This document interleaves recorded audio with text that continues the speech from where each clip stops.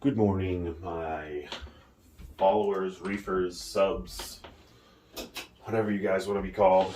Today is a little bit different. We're just going to start with my water change. Today is water change day. So, that being said, I do things a little bit. I shouldn't even say I do things a little bit different. I'm sure a lot of people do the same thing. But first is observation of the tank. Look at your pumps, look at your return pump. Do you have good flow coming out of your return pump? Do you have good flow going through your weirs?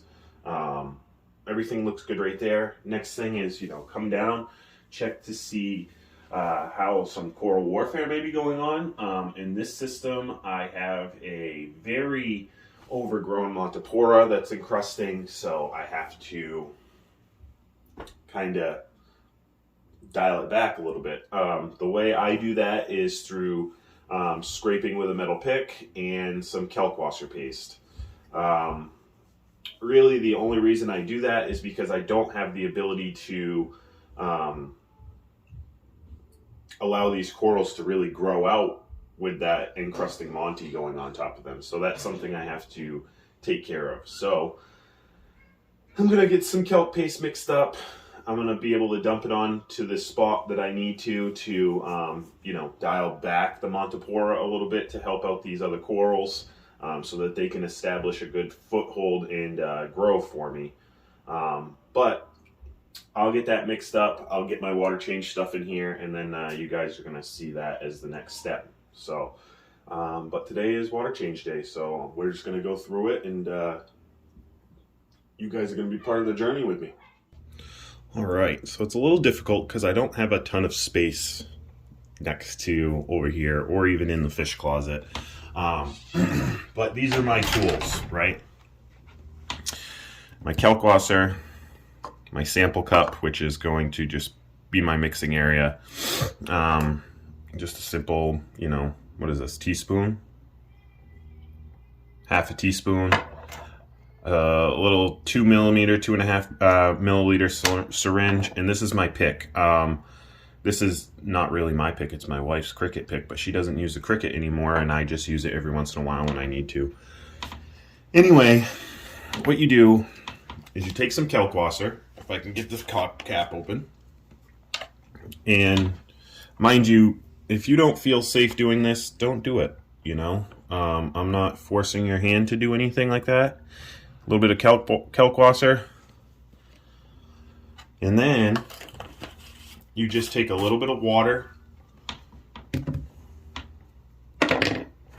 Tank water works.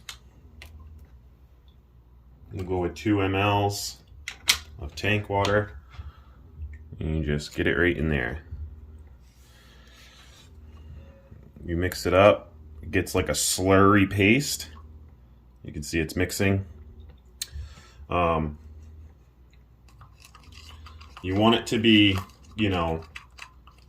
able to be sucked up by the syringe, but you don't want it to be so thick that it doesn't go in, and you don't want it so runny that it's going to run all over the place inside of the tank. You want it to solidify. When kalkwasser gets into a system, it usually has some form of precip where it will harden. And in this system, that's what I am trying to do, is basically have this harden in a way that it will hold its form when it's in the reef, so that it doesn't fly all over the place. Now, when you're messing with this stuff, I don't know if you guys can see it. It's not super liquidy, but it is, it's thick. And I only use it very sparingly because, again, it is kalkwasser. So it's very high in pH. You don't want to get this stuff on you. You don't want to get it on corals that you don't want to try and dial back. So very caution friendly. Not friendly, but you should be using a lot of caution when you're using this stuff. You don't want to get it in your eyes. You don't want to get it in your mouth. That being said, this is not a hard thing to do, but I figured I'd show you guys today because this is what I have to do on this reef to be able to, you know, keep certain corals happy and alive. That being said, it's going to be fun because my clown's going to absolutely hate what I'm doing. So you guys are going to be able to see that. All right, so the kelp washer's mixed. Next step I'm going to show you guys is the pick to scrape away at some coral and the kelp washer to be able to help in the process. So I don't know if you guys can see this, right? But right here, this Montipora does a lot of growing real close to, you know, these corals, and they don't have the ability to fight back against the Monty. Not at a fast enough pace anyways, where the Monty will, you know, get taken out, or at least they'll build up a wall of resistance against them. So this is where I have to come in and I need to help. As you guys can see, I've already done this before. This Monty grows right onto the frag plug. You can see where it's super faded right here. That's because I've used kelp washer there before, but because it's so healthy, it tends to grow back really quickly. And it's something that I need to try and, you know, dial back. So I'm going to go in, I'm going to try and scrape around this area, get that coral all broken up as best I can, and then I'm going to go in with some kelp washer paste and just try and, you know, give at least 1/4 of an inch on the coral. And again, you got to be very careful because this is, you know, this is not, it's not something that you want to get on corals that you want to stay thriving. So I'm going to do my best with the camera.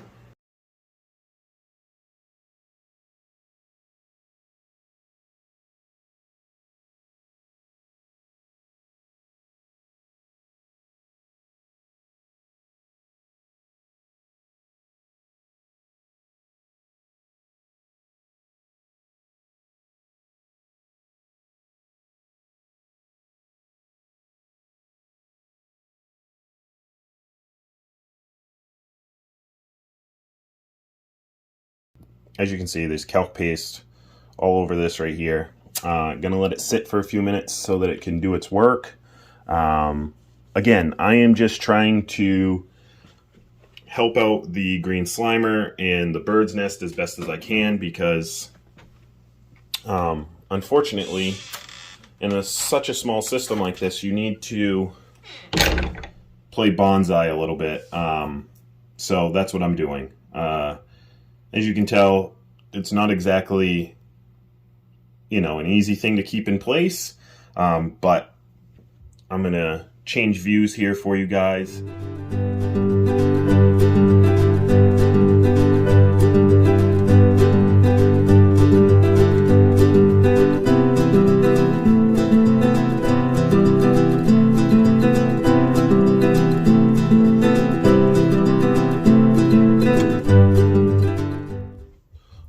Time to get back to business here. So all I'm doing here is getting out all of that kelp washer paste as best as I can. I don't want it in the system because I don't want the flow to come back on and it start flying all over the place. You know, you're not going to be able to get every little bit, so it's kind of inevitable. It's going to happen. But that being said, you want to get as much as you can out.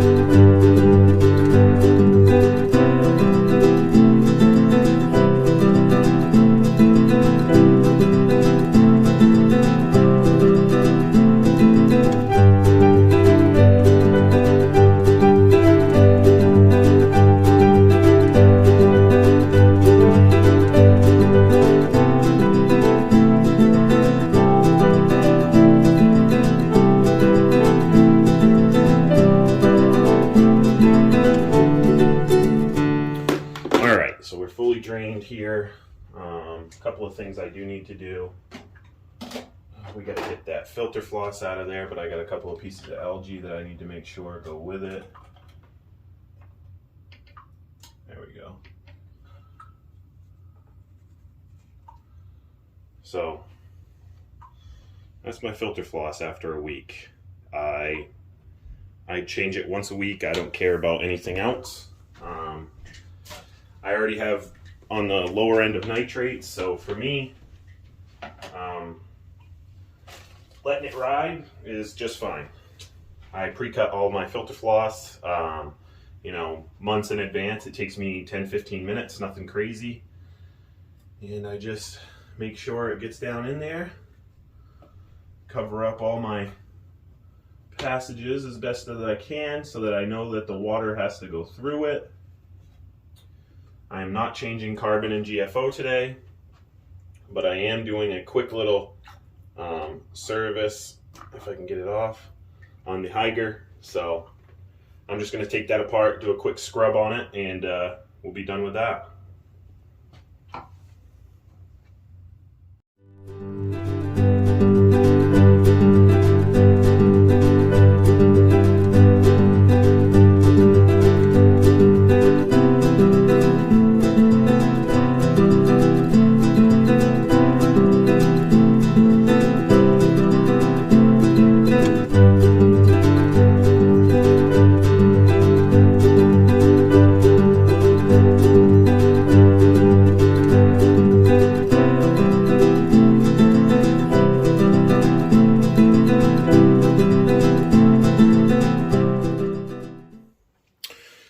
Okay, so it's time to refill. Always, no matter what, even if you checked it beforehand, always check it just before putting in. Check your water. It's always good to, you know, make sure that your salinity is good. And I always like to check it outside of a window. So give me 1 second.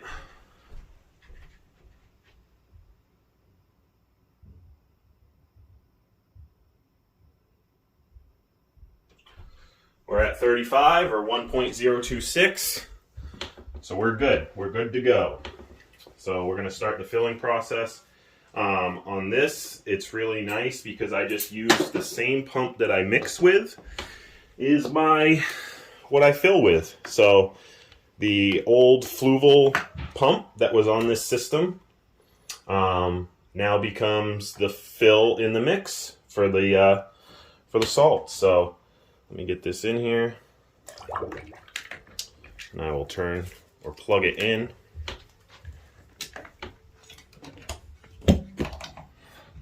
Turn it on, and it doesn't have a ton of flow going in because, you know, it doesn't have a bunch of power to be able to do with the head pressure of like 3 to 4 feet. So sometimes I do pick it up to you know, get it going a little bit faster, but it should be all right. We'll let that fill. Where did I put my refractometer? Right here.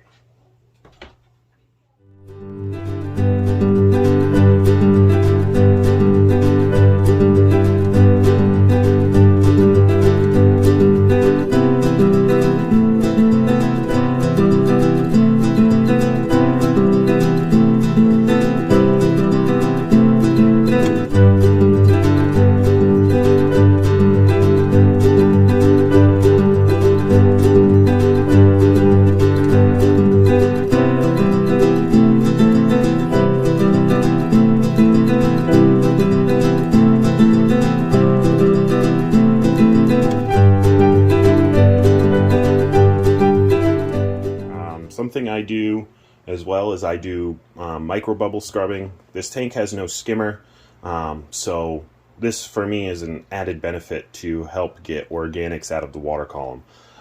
For me, I also noticed that the coral really like it. It helps them shred their slime layer. They're usually super puffy afterwards, but all it is you're introducing microbubbles into the main water column, and all those little microbubbles are no different than a regular skimmer. They, I'll get you guys a close-up here, but they go around in the water column and they collect little particles of debris and bring it right over here into the back section. I do this for 1 hour every single night, but after a water change, I like to do it as well, half hour, 45 minutes after the water change. You'll see a lot of thick bubbles up here at the top collect, and they'll have, some brown to them a little bit, but I've been doing this for many years, have no issues at all, zero side effects, and I use it daily, but I will microbubble scrub and I will let it sit for a little bit and you guys will see it afterwards.